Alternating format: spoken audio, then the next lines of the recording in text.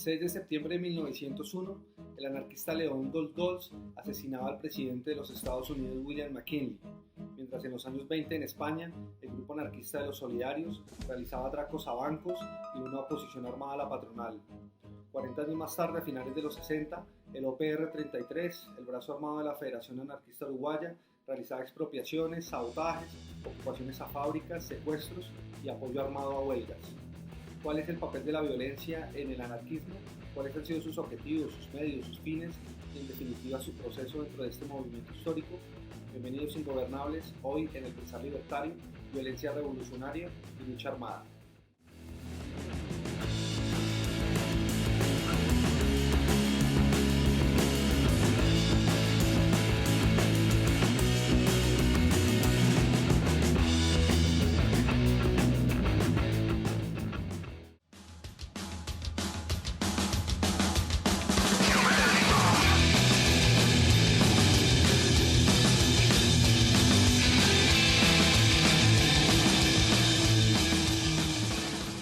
Para iniciar, es fundamental realizar las siguientes aclaraciones. Primero, ni el anarquismo propugna por la violencia, ni tampoco esta ha sido un método utilizado por la generalidad del movimiento libertario. De hecho, para ser justos con el anarquismo, su proyecto ha estado enfocado en las transformaciones culturales, producto de la educación, de la organización política y las diferentes luchas en el sindicalismo, los movimientos barriales, estudiantiles, entre otros. 2. Es imposible negar que el uso de la fuerza y de la violencia han sido un método que han utilizado en menor o en mayor medida grupos o individualidades que se reconocen como anarquistas. Estemos de acuerdo o no con ellos, vamos a realizar un corto análisis de sus elementos y de sus procesos. Lo fundamental y de hecho estratégico es diferenciar los conceptos de violencia revolucionaria y lucha armada. Podemos entender la violencia revolucionaria como un concepto amplio, en el cual se contraponen mecanismos de fuerza a la violencia del sistema, con la característica que ésta es, en su mayoría, efímera, coyuntural y general. Allí podemos ubicar el disturbio, la manifestación violenta, la sazonada, las tomas, los bloqueos, las ocupaciones o los motines. Mientras tanto, la lucha armada requiere de condiciones más particulares, de organizaciones a largo plazo y con estructuras mucho más definidas y mucho más delimitadas a nivel operativo, pero también a nivel político e ideológico. Supone además la lucha armada objetivos claros y contundentes en el accionar, además del nivel y la complejidad, los grados de preparación y las posibles consecuencias de una operación armada. En la violencia revolucionaria podríamos encontrar la denominada histórica, propaganda por el hecho, que constituían una serie de actos violentos, fundamentalmente de anarquistas individuales que atentaban contra monarcas o contra jefes de Estado. De hecho, se propagaba la idea también de la utilización de la bomba, los explosivos, fundamentalmente la dinamita, para atentar contra instituciones del Estado. Se incluye también en este espacio de la violencia revolucionaria las tomas o las manifestaciones, en las cuales los grupos anarquistas usan la violencia desde una perspectiva de correlación de fuerzas en ese momento, principalmente en el ataque a la policía, a las fuerzas de seguridad o a las instituciones financieras. En efecto, la violencia revolucionaria de carácter anarquista se enmarca en lo que ellos mismos han denominado como guerra social, un concepto que desajusta la idea de la lucha de clases marxista y se enfoca fundamentalmente en una confrontación contra las relaciones de dominación, pero también en el ámbito de la sociedad. En lo que respecta a la lucha armada de carácter anarquista, hay una multiplicidad de organizaciones y de ejemplos. Vamos a analizar solamente algunas de ellas. Encontramos el OPR-33, el brazo armado de la Federación Anarquista Uruguaya. Se puede observar en esta organización una serie de acciones político-militares a modo de guerrilla urbana, como posibilidad de debilitar las estructuras de represión. Entre sus acciones se pueden rescatar operativos propagandísticos, expropiaciones a bancos, robos, detenciones de personas claves del sistema, apoyo a huelgas y, en definitiva, consecución de recursos económicos y técnicos para la federación.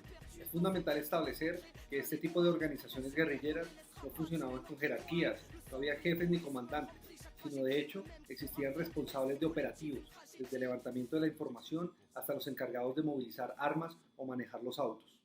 De otra parte, previo a un operativo, siempre existía la posibilidad del debate para establecer cuáles eran las consecuencias de determinado operativo, pero también la carga política e ideológica y los aportes que este tipo de operaciones podía traer a la Federación Anarquista Uruguaya.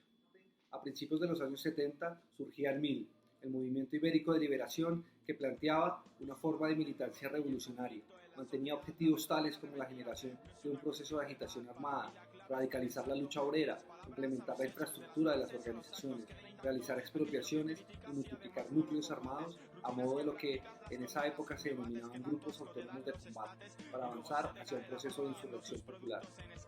De manera más actual, podemos encontrar la guerrilla urbana denominada lucha revolucionaria, una guerrilla griega que surge a principios de la década del 2000 y la cual protagonizó una serie de ataques contra diferentes instituciones del Estado, como estaciones de policía, ministerios e incluso contra la Embajada de los Estados Unidos en este país. Años más tarde surgían en este mismo país, en Grecia, las denominadas conspiración células de fuego, unas organizaciones que también efectuaron atentados contra organizaciones y contra instituciones estatales, pero también una serie de robos y expropiaciones, muchas de ellas al estilo de Robin Hood, en la medida en que lo recaudado era repartido en las periferias de las ciudades.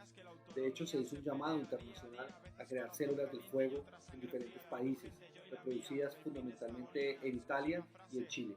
Hay una serie de elementos que van conjugando y dándole forma a la lucha armada de carácter anarquista, principalmente por una oposición a los mandos o a los comandantes, a un modelo centralista, pero también un profundo rechazo a la jerarquía y a la organización de carácter militarista. Sigue siendo la asamblea el método predilecto para poder disponer y debatir o reflexionar sobre los posibles efectos de cualquier operativo de carácter armado dentro de estas organizaciones libertarias.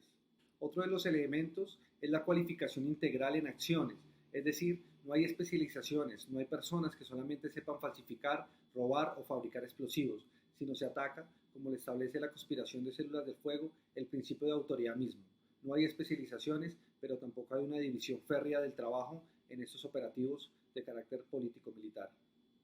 Estos ejemplos permiten evidenciar que las organizaciones anarquistas que utilizan la metodología de la lucha armada se alejan bastante del foquismo guevarista o de la organización guerrillera leninista. Incluso se entiende que el grupo es el medio y no el fin por sí mismo.